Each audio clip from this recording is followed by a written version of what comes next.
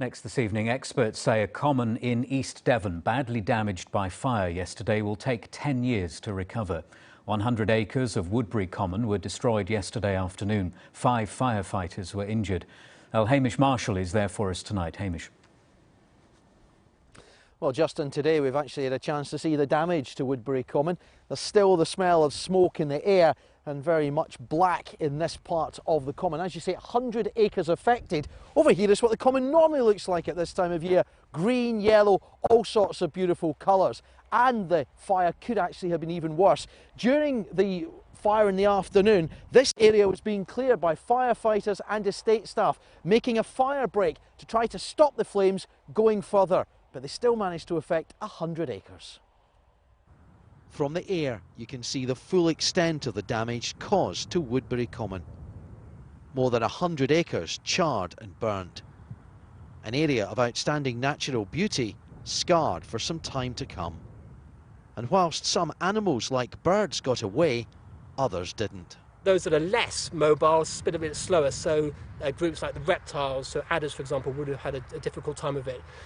Some of those would have survived. They would have gone to their maybe underground or to their sort of overwintering sites in tussocks grasses, but many would have died, I'm afraid. Behind where the fire engine and firemen were was completely covered with flames.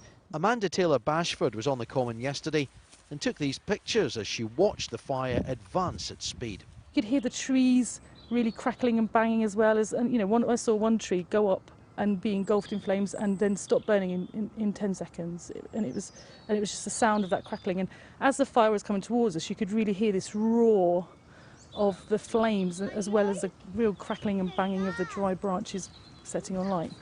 The smoke and flames could be seen from miles away. Over the top of the hill, where the smoke was sort of ascending, just at the top we could see the glistening of the flames as well. So we said that's something big.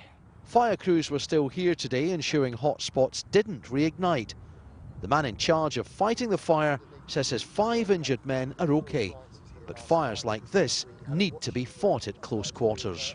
We think we had at some stage firewalls of about 4 metres high. You can feel the wind on me at the moment. It's moving very rapidly, so that's why we have to be very, very careful. We do have fire plans in place for this area, and we do quite a lot of training for our staff and our officers about how to deal with fires of this nature. The area will recover, but it will take up to 10 years.